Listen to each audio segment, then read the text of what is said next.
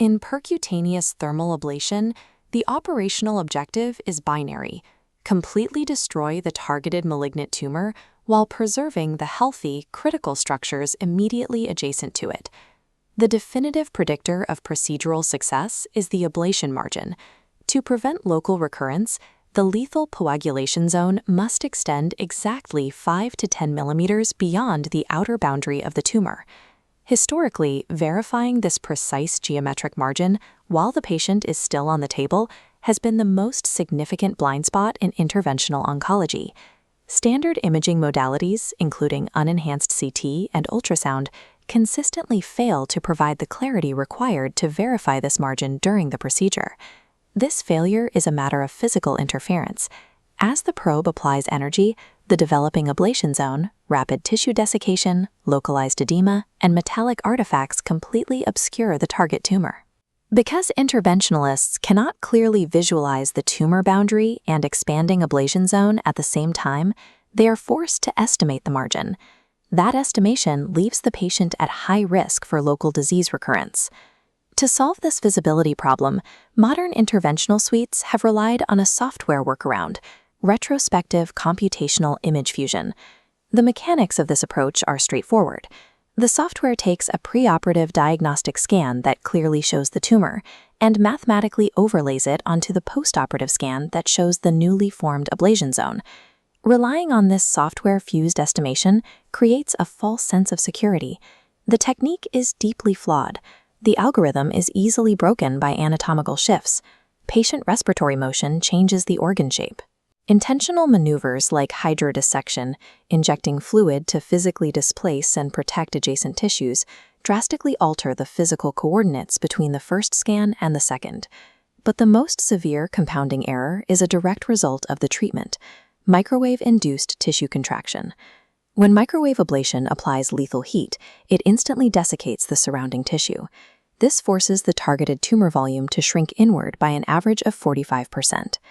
This preoperative FDG planning scan provides clinical proof of this phenomenon. It shows a liver metastasis before microwave ablation, highlighting a metabolically active tumor measuring 2.8 centimeters in diameter. This post-ablation scan shows the exact same tumor immediately after treatment. Due to severe tissue desiccation, the mass has physically contracted to just 1.8 centimeters in diameter. Current non-rigid registration algorithms cannot accurately account for this unpredictable, highly localized shrinkage. The software assumes the tumor remained static during the procedure. When clinicians rely on retrospective fusion, they experience high local progression rates because the algorithm often verifies a 5 millimeter margin that simply does not exist in physical reality. The definitive solution requires capturing the metabolic data of the tumor and the anatomical data of the ablation zone at the exact same time, using intraprocedural PET-CT.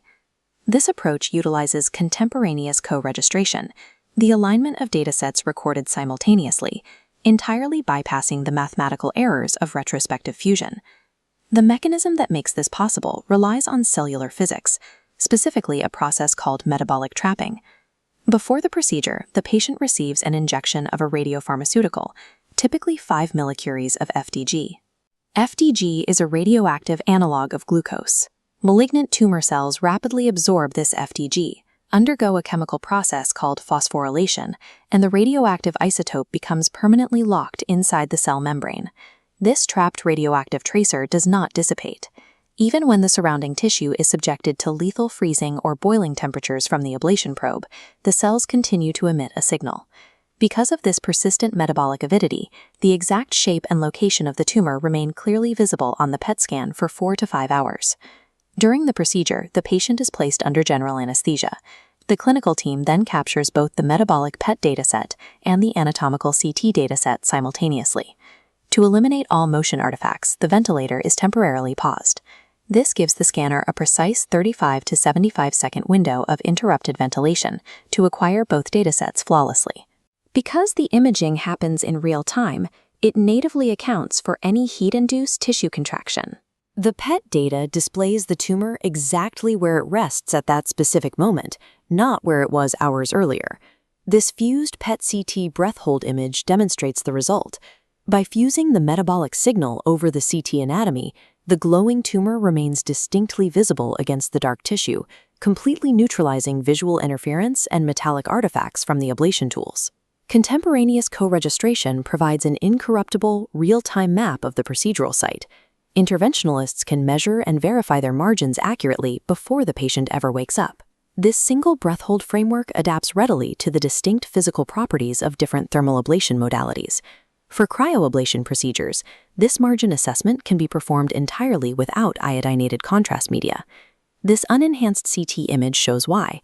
The extreme cold creates a sharp density change in the tissue, forming a distinct, dark ice ball extending outward from the cryoprobe tip.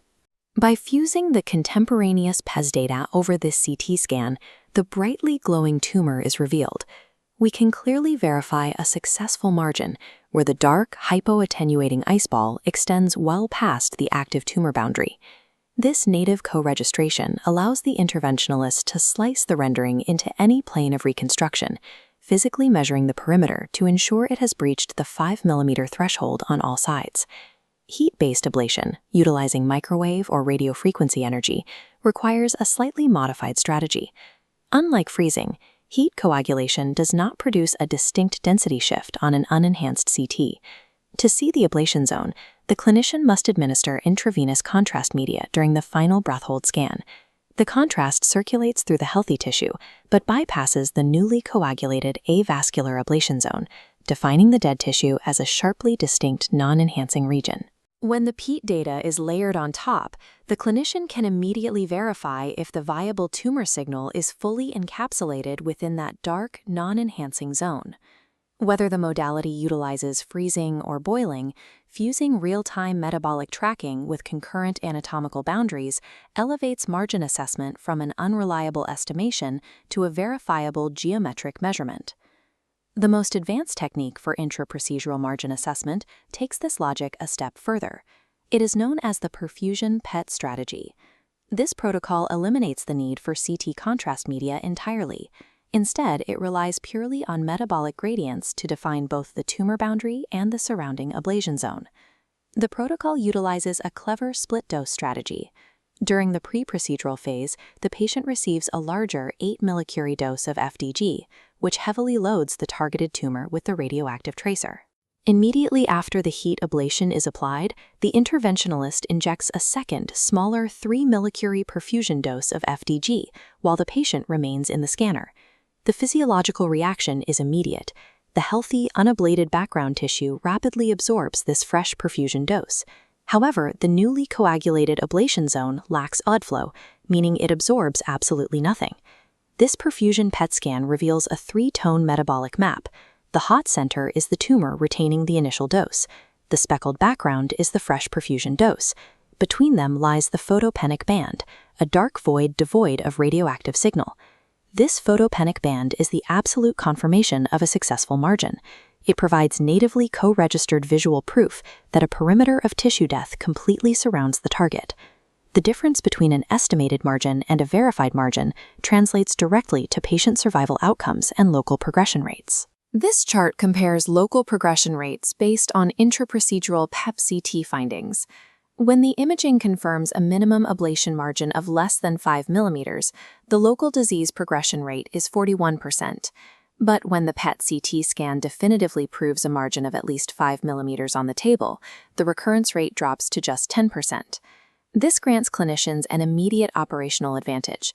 If a post-ablation scan reveals a photopenic band that is too thin, the interventionalist can perform immediate overlapping ablations to secure the margin right then and there. By integrating contemporaneous metabolic mapping directly into the procedural workflow, interventional oncology extracts the guesswork from thermal ablation. It upgrades margin assessment from a postoperative hope to an intraoperative certainty.